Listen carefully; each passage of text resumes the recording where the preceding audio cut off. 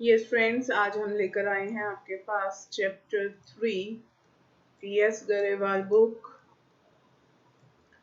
के MCQ and really these MCQs are very important because जो ये चैप्टर है ये आपका कॉन्सेप्ट और कन्वेंशंस के ऊपर बेस्ड है। One of the very important chapter definitely.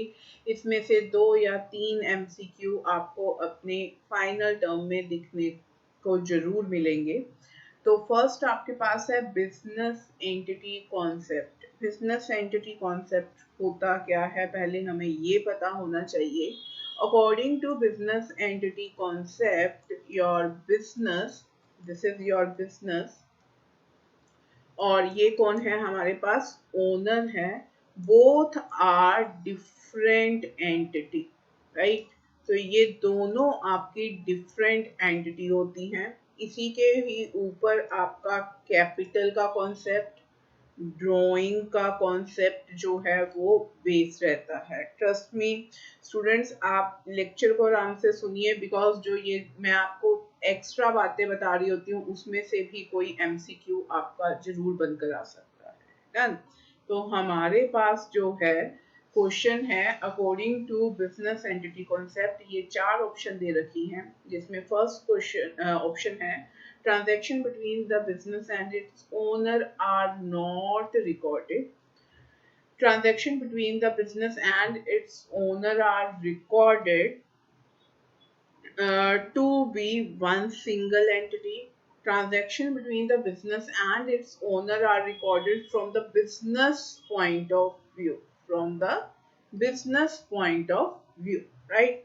तो हमने अभी करा है कि जो ये बिजनेस एंटिटी कॉन्सेप्ट है वो बोलता है कि आपका बिजनेस और ओनर दोनों अलग अलग होते हैं।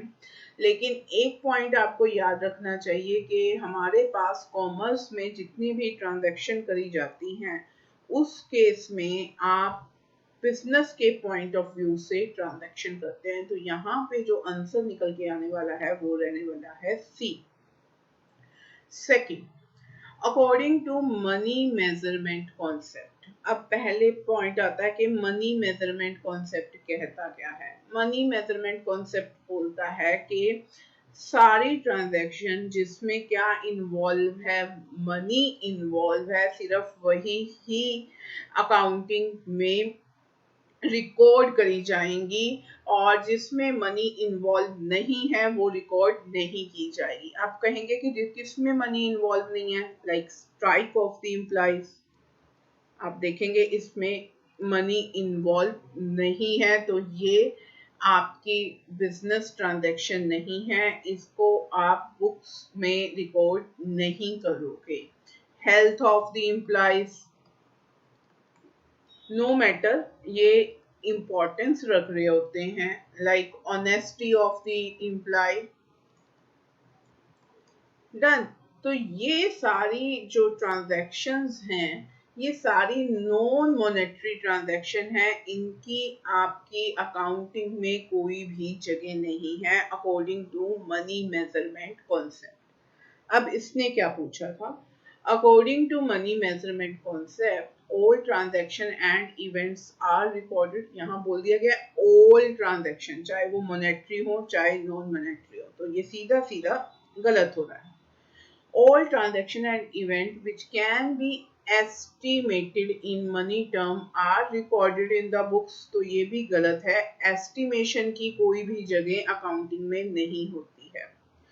All transaction and event which can be measured in money term are recorded in the books, बिल्कुल जी ये आंसर आपके पास रहेगा, सी जो रहेगा आंसर रहेगा। डन। नेक्स्ट क्वेश्चन कह रहा है हमें according to cost concept. Cost concept देखिए क्या कहता है। देखिए हमारे चैनल के ऊपर सारे कॉन्सेप्ट्स को हमने क्लियर कर रखा है। आप ये एमसीक्यू अटेम्प्ट करने से पहले उन सारे कॉन्सेप्ट को एक बार गो थ्रू हो जाइए, आपके ये एमसीक्यू इजीली निकल जाएंगे।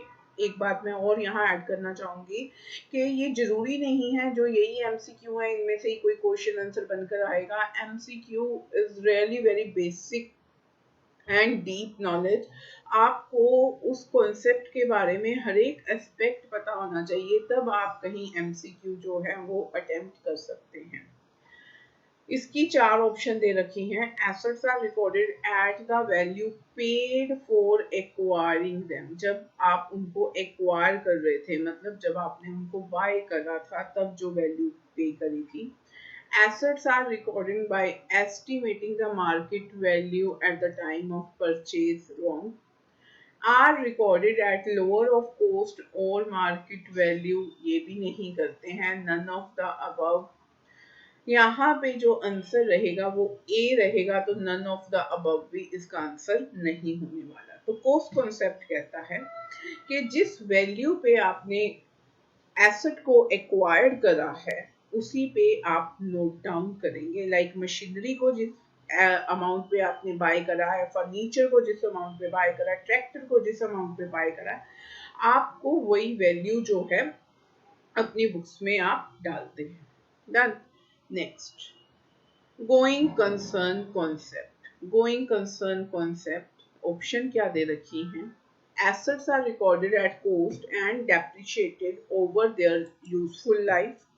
Assets are valued at market value at the year end, are recorded at the books of account, are valued their market value, recorded in the books, and depreciation charged on market value. देखिए, पहली तो है जो ये market value पे कभी भी asset record नहीं होती है। यहाँ पे भी यही बोला गया, asset are recorded at the market value, तो ये भी गलत है। यहाँ पे हमें ये आंसर दे रखा है, assets are recorded at cost and are depreciated over their useful life. बिल्कुल जी, आंसर जो रहने वाला है वो ए रहने वाला है कि गोइंग कंसर्न कॉन्सेप्ट के अकॉर्डिंग ही डेप्रिसिएशन का जो कॉन्सेप्ट है वो निकल कर आया है। अदरवाइज गोइंग कंसर्न कॉन्सेप्ट क्या कहता है कि बिजनेस जो है उसकी जो लाइफ है वो अनलिमिटेड है। ठीक है। नेक्स्ट क्वेश्चन है एक्रूअल कॉन्सेप्ट। एक्रूअल कॉन्सेप्ट क्या कहता है? Transaction and events are recorded in the books at the time of their settlement. Second option कहता है transaction and events are recorded in the books at the time when they entered into.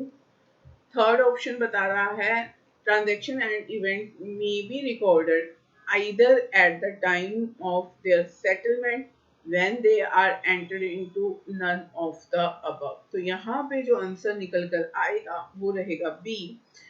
जब भी आपकी books में record होती हैं transaction, तो हम उन्हें क्या करते हैं, एट रिकॉर्ड करते हैं in the books at the time when they are entered into. जैसे ही वो एंटर्ड होती हैं तब हम ट्रांजैक्शन को रिकॉर्ड करते हैं। जो एक्रूअल कॉन्सेप्ट है, आप लोगों ने अभी तक आउटस्टैंडिंग का कॉन्सेप्ट पढ़ा होगा या फिर प्रीपेड का कॉन्सेप्ट आपने रीड आउट करा होगा। तो ये दोनों जो कॉन्सेप्ट हैं ये आपके साथ किसमें आते हैं? एक्रूअल कॉन्सेप्ट ने सैलरी आउटस्टैंडिंग और सैलरी प्रीपेड एक्सपेंसेस को जो है वो एक्सप्लेन करा है। ये भी आपके पास किसी और एमसीक्यू में बनकर आ सकता है कि आउटस्टैंडिंग और प्रीपेड एक्सपेंसेस